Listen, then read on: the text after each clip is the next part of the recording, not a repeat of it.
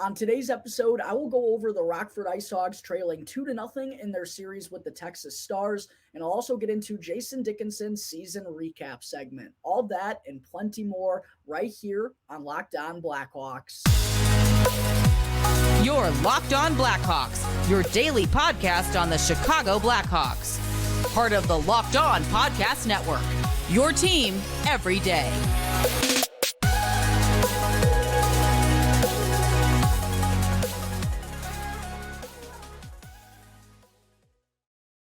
Welcome to the Locked On Blackhawks podcast, part of the Locked On Podcast Network, your team every day. Today is Monday, May 1st. I'm your host, Jack Bushman. You can find me out on Twitter at JackBushman2, or you could also go and check out my Strictly Blackhawks account at Talkin' Hockey for all the latest Blackhawks news and updates.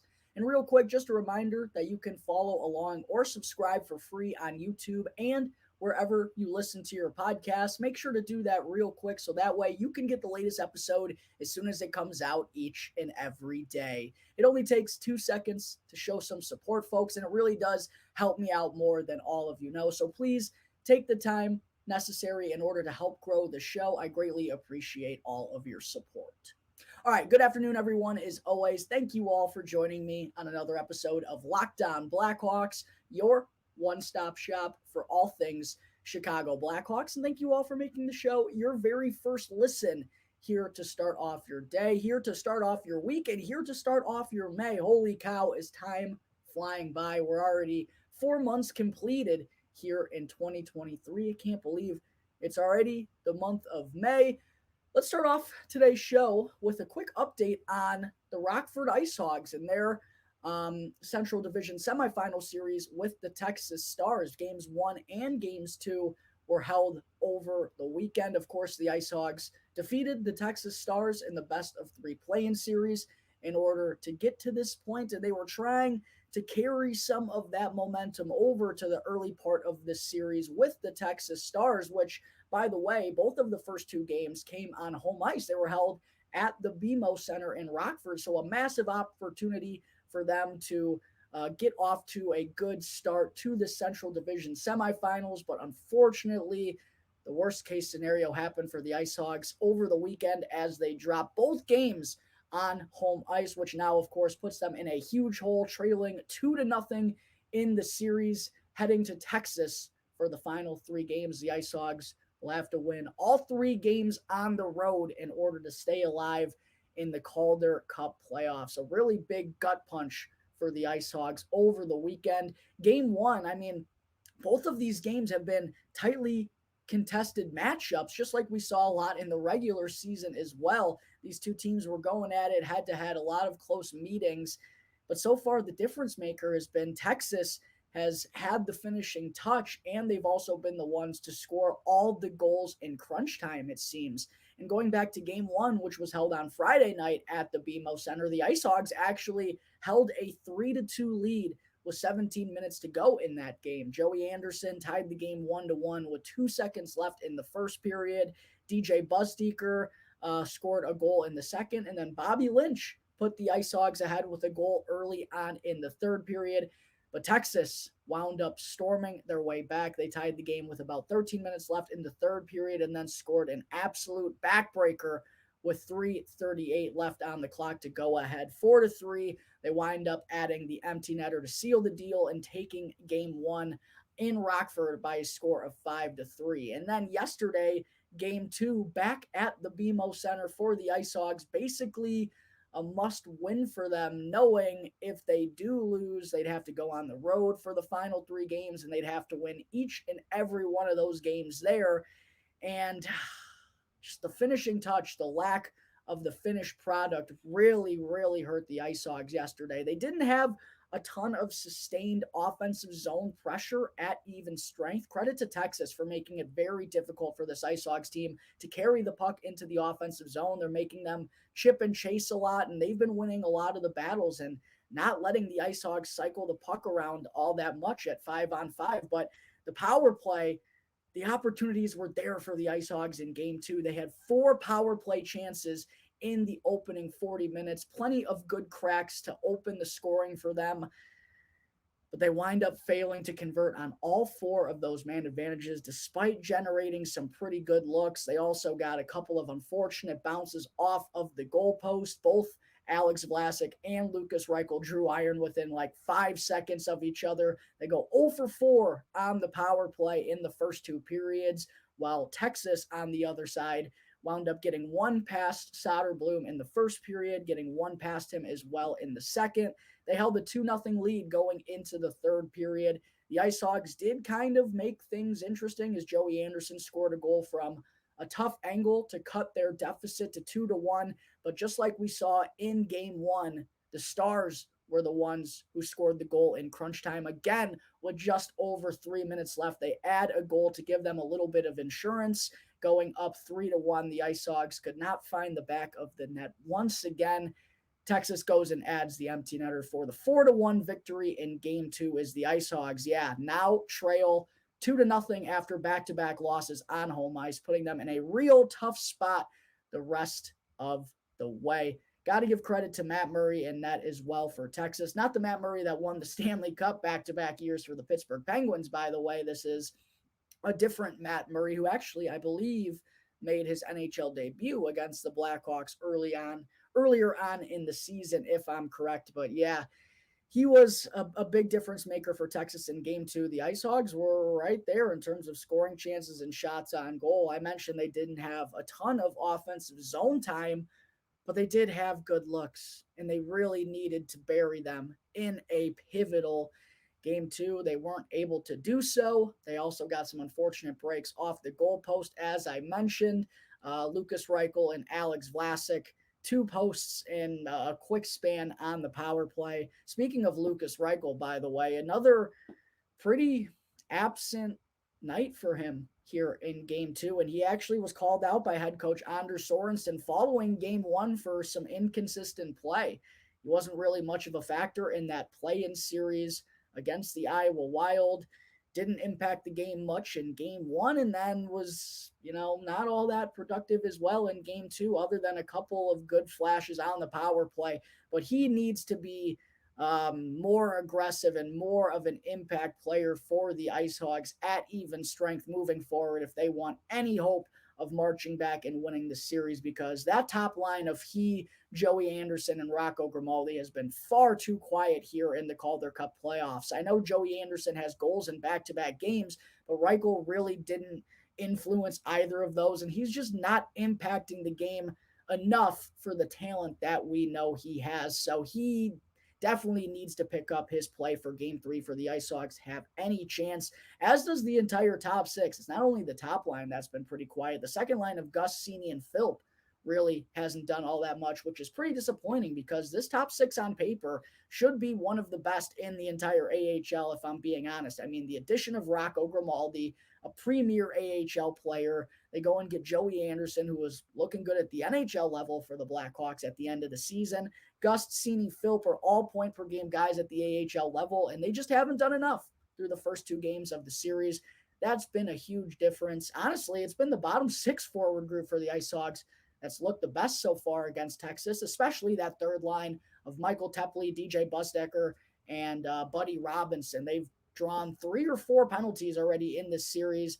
Busdecker, of course, scored a goal in game 1. So if we can get the top 6 going along with the bottom 6, that would have all 4 lines rolling for the Ice Hogs. That's really what they need to happen for any chance of coming back. I also wanted to mention Jalen Luypen, Blackhawks 2021 7th-round pick, has looked pretty sharp in his first 2 games of AHL action with the Rockford Ice Hogs. He actually signed his entry-level contract with the Blackhawks last summer after a very productive season with the Edmonton Oil Kings of the WHL. They had an unbelievable roster last year. Luypen was a big part of their success. He signs his ELC. I honestly thought he was going to make the jump to professional hockey and play for Rockford this year, but he suffered an injury, missed a decent chunk of the season in the WHL. He was actually traded to the Tri-City Americans, wound up being a point-per-game guy for them in 38 games this year, and then once their season wrapped up, news broke that he was going to join the Ice Hogs, and he winds up getting in there for the first time in game 1 of this series against Texas. And he's an intriguing type of player with the speed that he provides, the energy, the hustle. He's kind of a guy who can provide you with a little bit of everything and has drawn some comparisons to Brandon Hagel when he first arrived on the scene for the Chicago Blackhawks. And look, I don't know if Leipman's ever going to be a 30-goal scorer at the NHL level like we're seeing out of Brandon Hagel with Tampa Bay this season. But there are some similarities that are undeniable in their games. Fast skating guys who can, impact the game on the forecheck, force turnovers, are scrappy, good skating ability, like I mentioned, good game and hockey IQ. So yeah, I'm definitely intrigued by Jalen Leipman, someone who's kind of sneakily crawled up the Blackhawks prospect rankings. He's had a pretty good showing in his first 2 games, and I also think Arvid Soderblom's been just fine in net. You really can't blame any of these losses on him, especially game 2, where the Ice Hogs go 0-for-4 on the man advantage. They punted away all of their best scoring opportunities, and that's put them in a real tough spot now after back-to-back losses on home ice, trailing 2-0. They'll have a do or die must-win Game 3 on Wednesday night down in Texas as the series shifts down to the south for the remainder of these games. We'll see if the Ice Hogs have what it takes in order to march back from this 2-0 deficit. All right, there are my thoughts on the Ice Hogs' pair of losses over the weekend to the Texas Stars. Coming up in just a minute, I will get into forward Jason Dickinson's season recap segment. But first, I need to talk to you all about Indeed. And no matter how the last game went, anytime you take the field, you've got a shot at greatness. Give your team the best shot at winning by recruiting more MVPs with Indeed, because Indeed is the hiring partner where you can attract, interview, and hire all in one place. And Indeed is the only job site where you're guaranteed for quality applications that meet your must-have requirements, or else you don't pay. So instead of spending hours on multiple job sites hoping to find candidates with the right skills, you need one powerful hiring partner that can help you do it all. Find great talent through time-saving tools like Indeed Instant Match, assessments, and virtual interviews. And with Instant Match, as soon as you sponsor a post, you'll get a short list of quality candidates with resumes on Indeed that match your job description, and you can invite them to apply right away. So start hiring right now with a $75 sponsored job credit to upgrade your job post at Indeed.com/lockedon. Offers valid through May 31st. So go to Indeed.com/lockedon to claim your $75 credit before May 31st. Indeed.com/lockedon. All right, we're back here on the Locked On Blackhawks podcast, part of the Locked On Podcast Network, your team every day. Before I go and get into segment 2, I want to let you all know about all of the great stuff that I have planned for the next handful of weeks here on the Locked On Blackhawks podcast. Of course, as I've already mentioned, I'm about to get into Jason Dickinson's season recap segment here in just a moment. I've also already gone over Andreas Athanasiou, Connor Murphy, Seth Jones, and Tyler Johnson's seasons. If you haven't watched those already, make sure to go and click on my YouTube channel to watch those segments.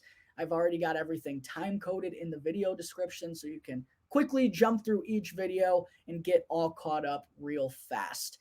And I also, of course, had interviews recently with Rockford Ice Hogs players Alec Regula and Ryder Rolston. Make sure to go and watch those interviews if you haven't done so already.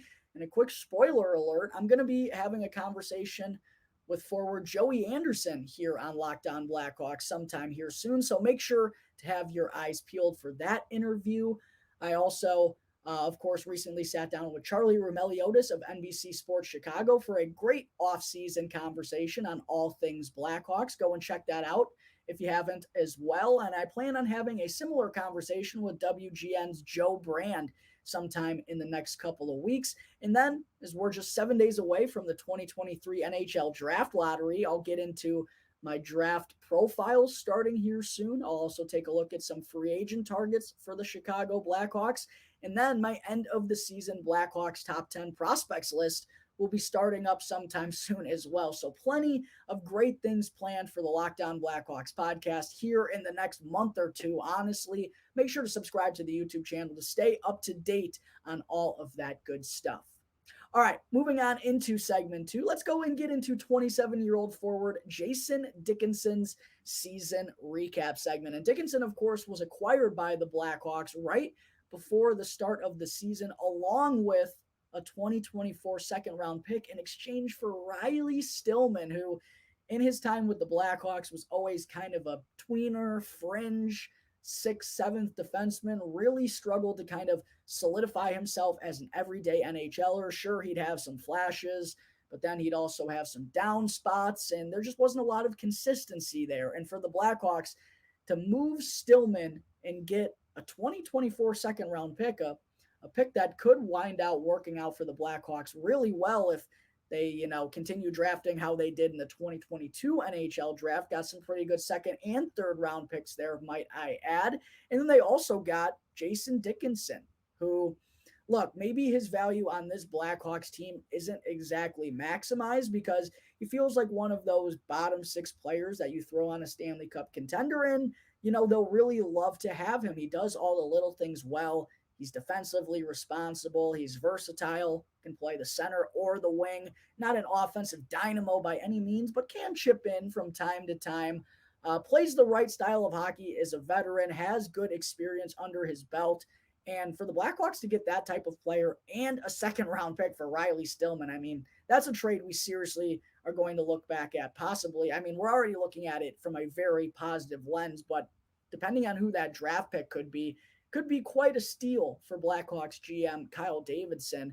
I don't know if Dickinson's if he's still going to be here in Chicago to kind of reap the benefits of this rebuild. He's, like I said, just kind of a fringe player where you're not really getting the most out of him in a situation like this. But if he were playing for a competing team, you feel like that's where he'd really be maximized. But I'll tell you what, Jason Dickinson came into not an ideal situation, a rebuilding team on the third line, and he brought hard work and hustle and the right mindset and the right way to go about the game for that role each and every day. And I'll tell you what, he found a lot of success along the way and set a lot of career highs across the board in offensive categories. Played in 78 games for the Blackhawks this season, which was a career high.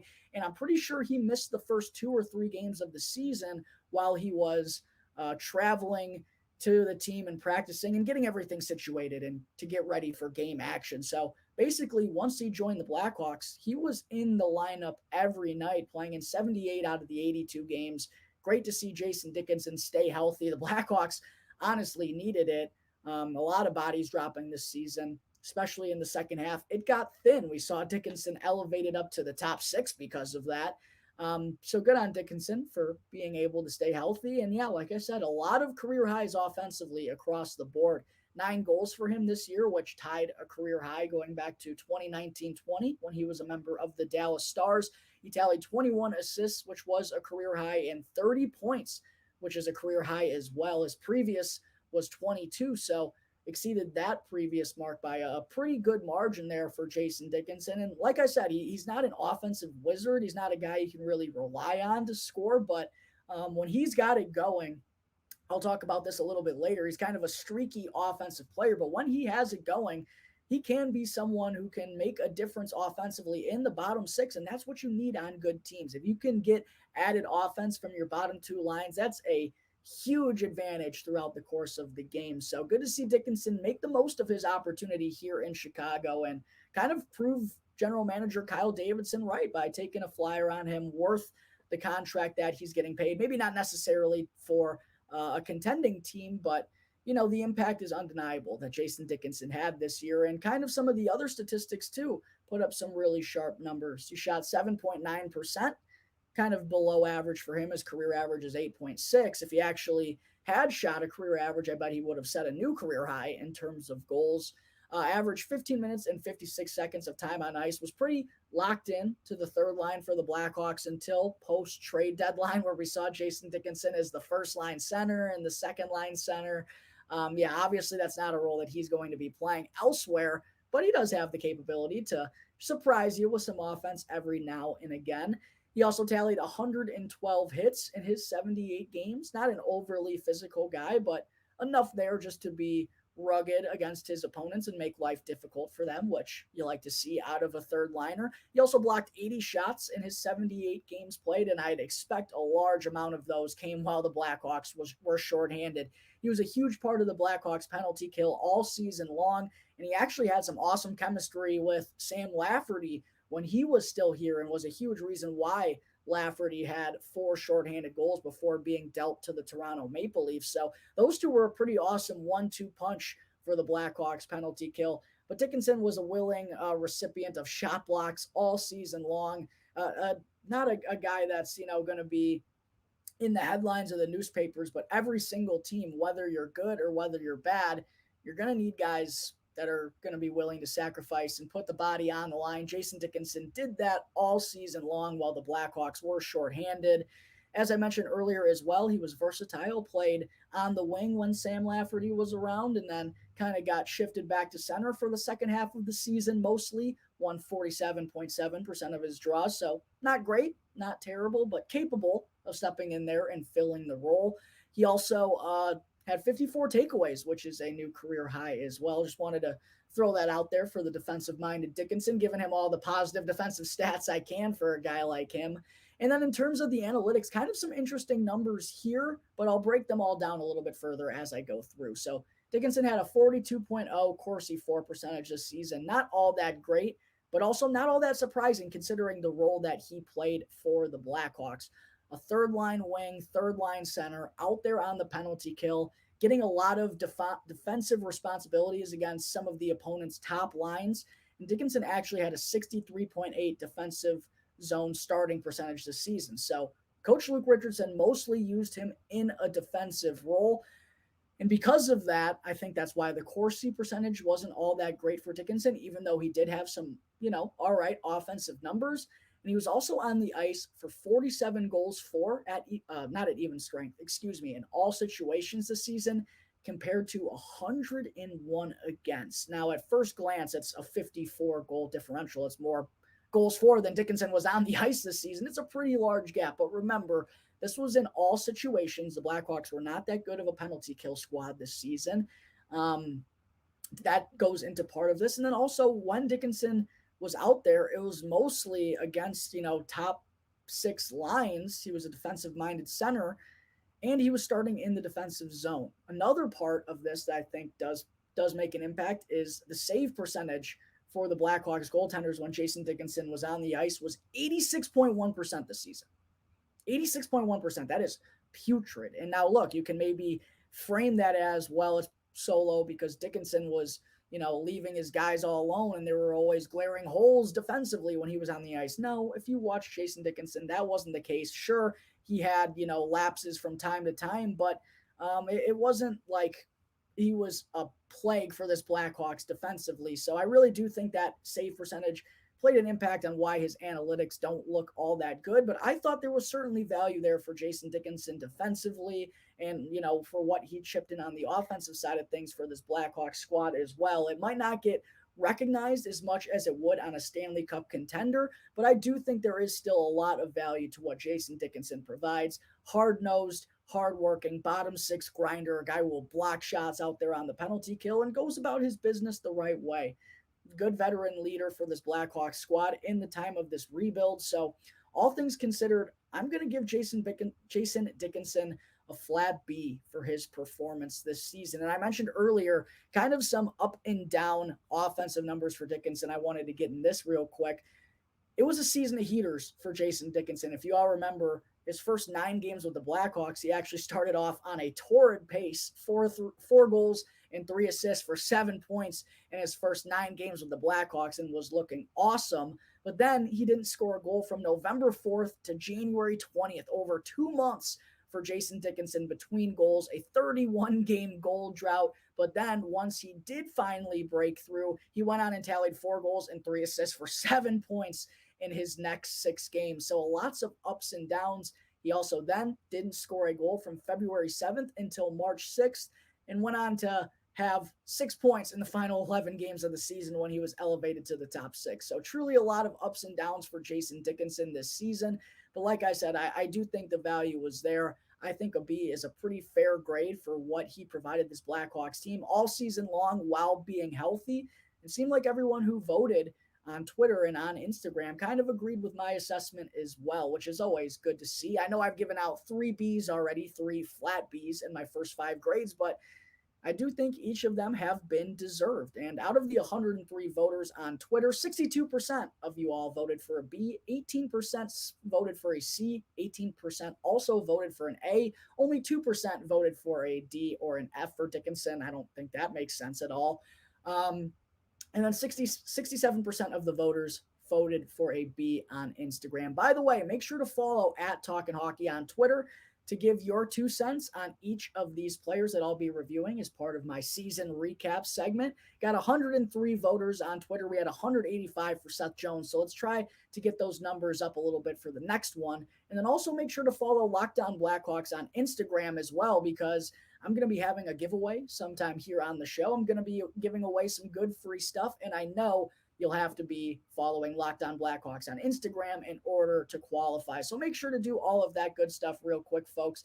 Give me your 2 cents on all of these polls. I really like interacting and seeing what everyone thinks compared to my opinions on all of these Blackhawks players. All right, before I wrap up today's show, folks, we still have to get into our weekly Mailbag Monday fan segment where I answer a question from a couple of lucky listeners right here on Locked On Blackhawks. First question that I'm going to answer comes from Hockey Tyler 21 on Twitter, who asked, who would you draft at number 5 if the top 4 goes as predicted? So I think it's pretty clear cut at this point that Connor Bedard and Adam Fantilli are going 1 and 2. Sounds like Leo Carlsson has kind of made the bump up and is the number 3 at this point of time. But Matvei Michkov is going to be the interesting one, and I really do think it's going to depend on how the draft lottery all shakes out, because out of this top group, Matvei Michkov was the number 3 for quite a while and even gave Adam Fantilli a run for his money there at number 2. But it sounds like there are some concerns, kind of like there always is with high Russian prospects in the NHL draft, of the potential of them staying over in Russia or over in Europe for a couple of years. That could potentially sway a couple of teams in a different direction. But we heard general manager Kyle Davidson kind of hint that he wouldn't be opposed to drafting Michkov if he would be available for them. So we'll have to see how everything shakes out. I really do think that's going to play a huge part, is what teams get slotted where, obviously. But if the Blackhawks do wind up at number 5 and the top 4 are Bedard, Fantilli, Carlsson, and Michkov, personally, I think the Blackhawks should take Will Smith, who just put up unbelievable numbers for the United States development team, like world-breaking numbers for the development team, and also was just a monster for the United States at the U18 World Championships to help them win the gold medal. Had a hat trick in the semifinal game. He's going to Boston College next year. Some decent size, 6 foot, 180 pounds. But I'll tell you what, this kid looks like, if this were a different draft makeup and wasn't so deep, he could be a top 3 pick. He's really stood out to me, and what I saw him do at the World Championships kind of has me to believe that he's going to be the one that's in the lead to go 5th in terms of the latest mock drafts. Zach Benson is someone who's also right there for the number 5 spot. He's put up some really good numbers for the Winnipeg Ice of the WHL the last few years. He had 98 points in 60 games this year. But I'll tell you what, I'm personally leaning Will Smith if the Blackhawks are on the clock at number 5, seeing what he did for the development program where the Blackhawks have strong ties to. Also, he's going to be going to a good program. I don't know. For seeing what he just did for the United States at the World Championships, it would be hard-pressed to pass on Will Smith in favor of Zach Benson. So that's who I would go with at number 5 if that's where the Blackhawks wind up. The next question I'm going to answer here comes from Peter Blerding, who emailed in the podcast and asked, when are the Blackhawks going to be in the market for a big-name free agent signing again? Until that happens, this team isn't going to make the leap they need. Remember the Hossa signing? I sure do. That put us over the hump. When will that stuff happen again? I think the earliest possibility for it to happen is next season. Look, I just talked with Charlie Meliodas from NBC Sports Chicago. I expected it to go this way when I asked him it, but I asked if the Blackhawks, you think, would have a change in mindset in terms of free agency if they get a Connor Bedard or Adam Fantilli, but I just don't see them rushing through anything. They've been so patient throughout this entire process thus far. I unfortunately don't see them even being in the conversation to sign a big name free agent. And this is if all goes well next season. It's probably going to be a couple of years for the Blackhawks. They don't want to give out any bad term until they know exactly what they have and what they need to do and how far away they are from that competitive window. They're still kind of too early in this rebuilding process to have all of those answers. So I know it's not fun sitting back on July 1st and watching everyone else seemingly make big moves, but it's actually not the worst thing in the world for the Blackhawks considering where they're at. They need to be patient. They want roster flexibility. They need to see how some of their prospects are shaking out, and then they can kind of pursue what they need in free agency. But at this point in time, it still looks like they need a lot. So they don't really know truthfully what the next pieces of the puzzle they'll need in order to kind of take that next leap to be serious contenders. But make no mistake about it, they're going to have to be aggressive on the market at some point here. I just don't see it being until probably 2025, if I'm being honest. That's when I'd expect the Blackhawks to make their next big splash in free agency, is probably the summer of 2025. All right, I think that is going to wrap up Monday, May 1st's episode of Locked On Blackhawks. Thank you all again for tuning into the show, and make sure to follow Locked On Blackhawks for free wherever you listen to your podcasts, and go and subscribe to Locked On Blackhawks on YouTube, and that way you can get the latest episode as soon as it's available each and every day. Once again, I'm your host, Jack Bushman. You can find me out on Twitter at JackBushman2, or you could also go and check out my Strictly Blackhawks account at Talkin' Hockey for all the latest Blackhawks news and updates. So until tomorrow's episode, that's going to do it here for the Locked On Blackhawks podcast, part of the Locked On Podcast Network, your team every day.